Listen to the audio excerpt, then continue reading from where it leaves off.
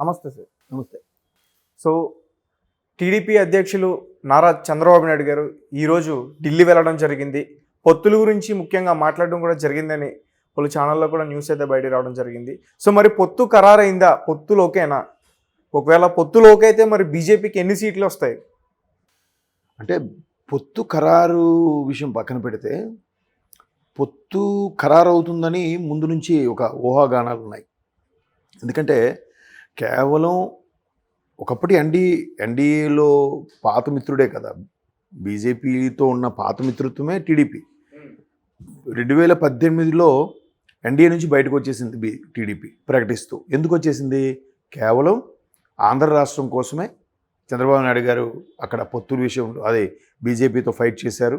Special status గురించి కానీ special package గురించి కానీ రావాల్సినవి రాలేదని. మరోవైపు వైసీపీ వాళ్ళు కూడా 2014లో రాష్ట్రం డివైడ్ అయ్యి వచ్చిన తర్వాత చంద్రబాబు ఏదో అనుభవజ్ఞుడు, దూరదృష్టి రాజనీతిజ్ఞుడు అన్నారు, ఏమీ చేయలేదు. క్యాపిటల్ అన్నారు, ఇక్కడ చూస్తే ఏమీ అవ్వలేదు.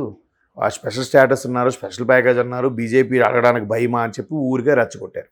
రెచ్చగొట్టడంతో టీడీపీ వాళ్ళు చంద్రబాబు నాయుడు గారు వెళ్ళి దాంట్లోంచి బయటకు వచ్చేసి ఇంకా మాకు ఇవ్వట్లేదని చెప్పి 2019లో బీజేపీతో మద్దతు లేకుండానే ఎన్నికలకు వెళ్ళారు. అక్కడ చాలామంది విశ్లేషకులు చెప్పేది ఏంటంటే ఊరికే ఆవేశపడిపోయి బీజేపీతో బయటకు వచ్చేసే కన్నా కాస్త ఓపిక పట్టాల్సింది అన్నట్టు కొంతమంది చెప్పారు. అది పక్కన పెట్టండి. తర్వాత పరిణామాలు చూసాం. 2019లో అనూహ్యంగా వైసీపీ వచ్చేసింది. వైసీపీ వస్తూనే ఏం చెప్పింది? మమ్మల్ని గెలిపించండి, మీ బిడ్డను గెలిపించండి, 25 సీట్లకు 25 తెప్పించండి, లేదా 175 మ్యాక్సిమం గెలిపించండి, బీజేపీ మెడలు వంచి అయినా స్పెషల్ స్టేటస్ స్పెషల్ ప్యాకేజ్ తెస్తామని చెప్పి అన్నారు వైసీపీ. ఈ రోజుకి ఏమైనా ఉందా? పోలవరం ప్రాజెక్టు కానీ, స్పెషల్ స్టేటస్ కానీ, స్పెషల్ ప్యాకేజీలు కానీ, డెవలప్మెంట్ గురించి కానీ, రైల్వే ప్రాజెక్టు గురించి కానీ, దేని గురించి కూడా కదా. మరి ఇప్పుడు ఎందుకు మరి అప్పుడు బీజేపీ కూడా కొంత రియలైజ్ అయిందో ఏంటో తెలియదు. ఎందుకంటే బీజేపీతో పొత్తు వాస్తవం ఉంటుంది, కానీ బీజేపీకి ఇన్ని సీట్లు కేటాయిస్తారని మాత్రం నేను అనుకోవట్లేదు. ఎందుకంటే టీడీపీ జనసేన కలిసి చేస్తున్నప్పుడు ఈ మేనియాలో కంపల్సరీగా టీడీపీ జనసేన కూటమి ప్రభుత్వం ఫామ్ చేస్తుందని చాలా రిపోర్ట్లు చెప్తున్నాయి. రీసెంట్గా ఇంటెలిజెన్స్ బీజేపీ వాళ్ళు కూడా సెంట్రల్ ఇంటెలిజెన్స్తో కూడా చేసుకున్న రిపోర్ట్లు కూడా ఇవేవైనా అంశాలు వీళ్ళలోకి వచ్చాయట. సో ఖచ్చితంగా కూడా బీజేపీ సౌత్లో పాగా వేయాలనుకుంటుంది కాబట్టి టీడీపీతో కలుపుకోవాలని చూస్తుంది. కానీ టీడీపీ జనసేన కూటమి బీజేపీ కలిస్తే ఓటింగ్ పర్సంటేజ్ కొంత తగ్గే ఛాన్సెస్ ఉన్నాయి. అలా తగ్గినప్పుడు ఏమవుతుంది? ఖచ్చితంగా టీడీపీ జనసేన కొద్దిగా నష్టం అవుతుంది, ఎస్పెషల్లీ టీడీపీకి. అలా నష్టమైనప్పుడు ఆటోమేటిక్గా వైసీపీకి ప్లస్ అయ్యే కొంత ఛాన్స్ ఉంటుంది కదా.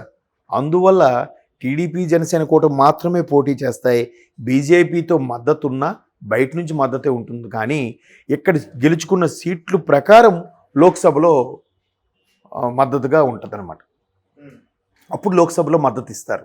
కానీ పొత్తు అనుకుంటున్నారు, కానీ పూర్తి స్థాయిలో సీట్లు పొత్తు అయితే ఉండకపోవచ్చు. అలా ఉంటే టీడీపీకి కొంత పర్సంటేజ్ తగ్గుతుంది, సీట్లు కూడా తగ్గుతాయి. ఎందుకంటే తెలంగాణ ఆంధ్ర విడిపోవడంలో కాంగ్రెస్ ఎంత కీలక పాత్ర వహించిందో బీజేపీ కూడా కొంత పాత్ర వహించిందిగా, మద్దతు ఇచ్చిందిగా తెలంగాణ విడిపోవడానికి. ఆ ఫీలింగ్ ఇంకా ఆంధ్రాలో ఉంది కదా. 2014లో బీజేపీ 2 సీట్లు గెలుచుకున్నా 2 సీట్లకు కూడా టీడీపీ వాళ్ళు 2 మంత్రి పదవులు ఇచ్చారు. బీజేపీని ఒక హైప్లో నిలబడ్డానికే చూశారు. కానీ బీజేపీ ఏం చేసింది? టీడీపీకి ఏం సపోర్ట్ చేయలేదుగా. పోనీ మన చంద్రబాబు గారు అరెస్ట్ అయ్యారు.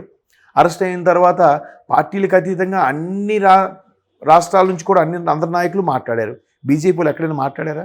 ఒక నోరైనా ఎత్తారా? ఒక స్టేట్మెంట్ అయినా ఇచ్చారా? ఎందుకు? మరోవైపు జగన్మోహన్ రెడ్డి గారు ఏమన్నారు? నేను ఇంగ్లాండ్లో ఉన్నాను, చంద్రబాబు గారు అరెస్ట్లో నాకు సంబంధమే లేదు, నాకు తెలియదు, మేబీ ఐటీ రైట్కి సంబంధించి సెంట్రలే చేయించిందేమో ఈ పని అని అన్నట్టు అన్నారు ఆయన. దానికి కూడా బీజేపీ ఏమైనా ఖండించిందా? ఖండించలేదు. అంటే బీజేపీ హస్తం కూడా ఉందా చంద్రబాబు గారు అరెస్టు విషయంలో? అలాంటప్పుడు పొత్తు ఏ స్థాయి ఎంతవరకు పెట్టుకోగలుగుతారు? ఏ స్థాయి వరకు సీట్లు ఇస్తారు? బయట నుంచి మద్దతు కాంప్రమైజ్ అవ్వడానికి అనుకుంటున్నాను.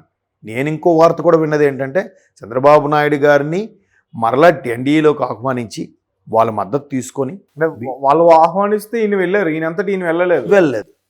వాళ్ళు ఆహ్వానిస్తే వెళ్ళారనే వార్తలు వస్తున్నాయి. నెక్స్ట్ అలా ఇచ్చిన తర్వాత రేపొద్దున బీజేపీ కూడా ఆల్రెడీ స్టేట్మెంట్ ఇచ్చింది, 400 సీట్లు తెచ్చుకుంటాం ఈసారి సెంట్రల్లో గవర్నమెంట్ కానీ 400 అంటే ఒక బీజేపీతో కాదు, బీజేపీ మిత్రపక్షాలతో కలిపి 400 వస్తాయని. సో అప్పుడు టీడీపీ లాంటివి, ఆర్జేడీ, ఏఐడిఎంకే లేదంటే శివసేన ఇలాంటివన్నీ మళ్ళీ మద్దతు ఇస్తే బీజేపీ ఆ ఫిగర్లోకి వెళ్తుంది. లేదంటే 10 ఏళ్ళు వరుసగా చేస్తున్నప్పుడు ఎంతో కొంత వ్యతిరేకత వల్ల కొన్ని స్థానాల్లో కోల్పోయే ఛాన్సెస్ కూడా ఉన్నాయి కదా.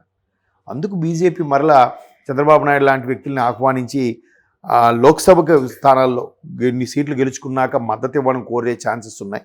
ఇప్పుడు అసెంబ్లీ లోక్సభ స్థానాలకి ఆంధ్రాలో వచ్చే ఎన్నికలకు మాత్రం బీజేపీకి సీట్లు కేటాయించే అవకాశం తక్కువ నేను అనుకోవడం. ఎందుకంటే ఓటింగ్ పర్సంటేజ్ కూడా వస్తారు కదా. జనసేనకే 30 సీట్లు ఇస్తాం అనుకుంటున్నారు అసెంబ్లీవి, 3-4 ఇస్తాం అనుకుంటున్నారు లోక్సభ ఓటింగ్ బట్టి. ఎందుకు? గత ఎన్నికల్లో 6% ఉంది జనసేనకి, ఈసారి అది 12-15కి వెళ్ళింది. 15% అనుకుందాం. 100కి 15% అంటే 100కి 15 సీట్లు, 200కి 30 సీట్లు ఇవ్వాలి.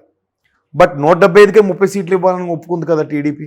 అంటే వార్తలు వస్తున్నాయి కదా 30 సీట్ల వరకు ఇస్తారు జనసేనకని.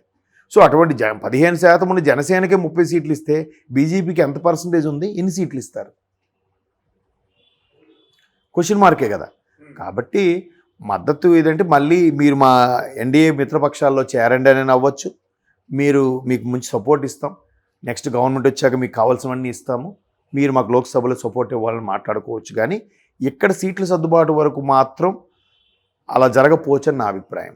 ఓకే. ఎందుకంటే ఆల్రెడీ 2014 నుంచి 19 వరకు బీజేపీ ఏమీ చేయలేదు రాష్ట్రానికి. ఇప్పుడు 19 నుంచి ఏమైనా చేసిందంటే అది లేదు కదా. ఇప్పుడు మొన్న కూడా రైల్వే మంత్రి ఏమంటున్నారు, మేము రైల్వే జోన్ పెట్టడానికి సిద్ధంగా ఉన్నాం, కాకపోతే మీ రాష్ట్ర ప్రభుత్వం మాకు స్థలం కేటాయించలేదు అంటున్నారు. మరి టీటీడీలో జరిగిన అన్యాయాల గురించి అక్కడ బీజేపీ మాట్లాడలేదు. రామతీర్థాల్లో రాముడి విగ్రహం ఇదైపోయినప్పుడు కూడా ఏం మాట్లాడలేదు. ఇటువంటి నేపథ్యంలో బీజేపీ వాళ్ళకి సీట్లు ఇస్తే ఆంధ్ర ప్రజలు ఎలా ఓటేస్తారండి? ఏ స్థాయి వరకు ఓటేస్తారు? ఎంతవరకు నమ్ముతారు కదా.